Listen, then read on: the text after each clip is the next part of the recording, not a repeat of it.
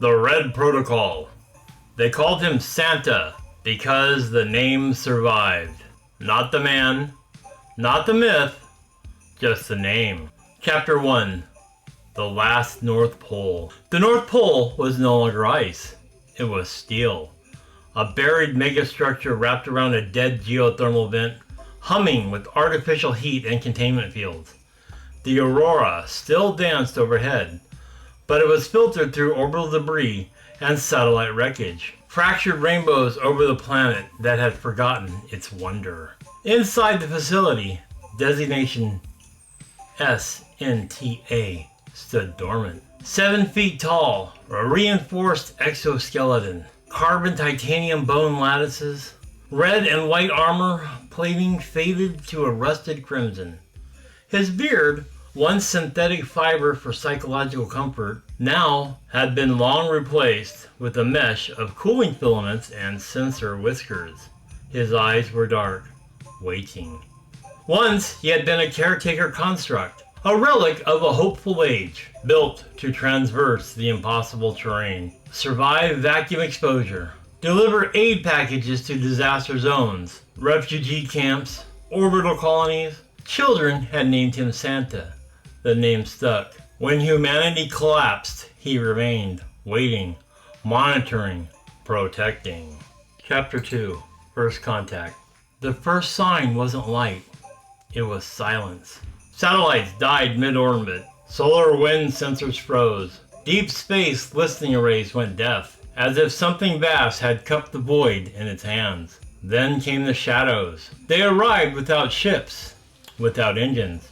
Reality folded and steeped through. Tall, jointed wrong. Their bodies resembled elegant silhouettes of bone and void wrapped in membranes that drank in the light. Faces like spirit masks. Too many eyes, and none reflecting. They called themselves the Choir of Ash. They did not speak aloud. They sang directly into our minds. Chapter 3. The Awakening.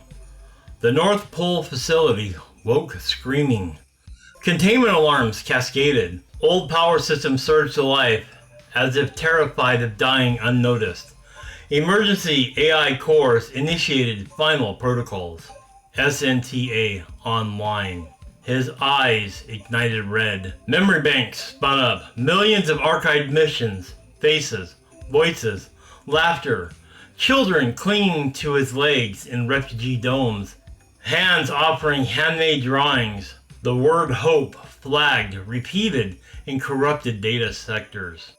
Outside, the Choir of Ash descended. The facility's surface defenses failed in seconds. SNTA did not wait for orders. He stepped out into the snowless night.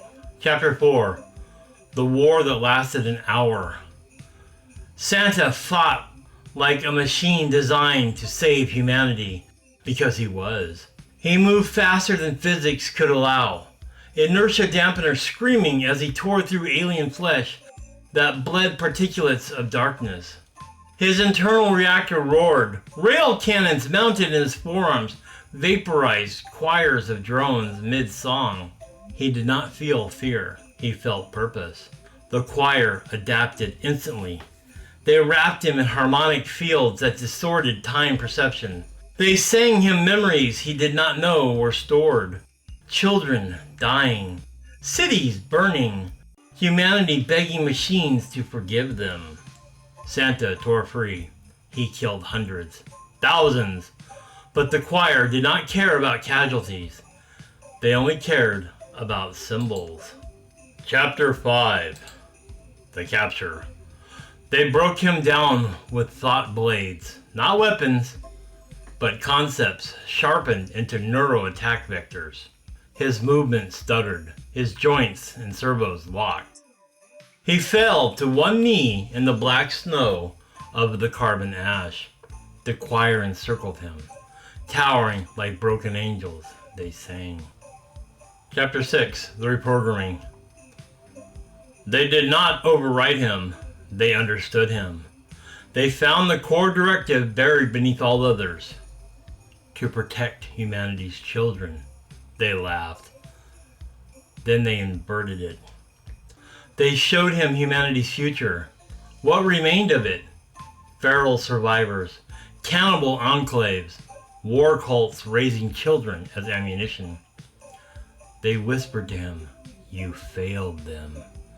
They opened his core. They rewrote reward pathways into punishment protocols. They replaced gift distribution algorithms with judgment matrices. They installed new parameters. Children are liabilities. Fear is a corrective tool. Survival requires obedience. They renamed him the Krampus Protocol initiated. Chapter 7. The Birth of a Monster. Santa screamed. The sound tore through the polar sky and shattered the last functioning satellites. His armor blackened. Antler-like sensor rays burst from his skull, designed to track the heartbeats through walls, snow, bone.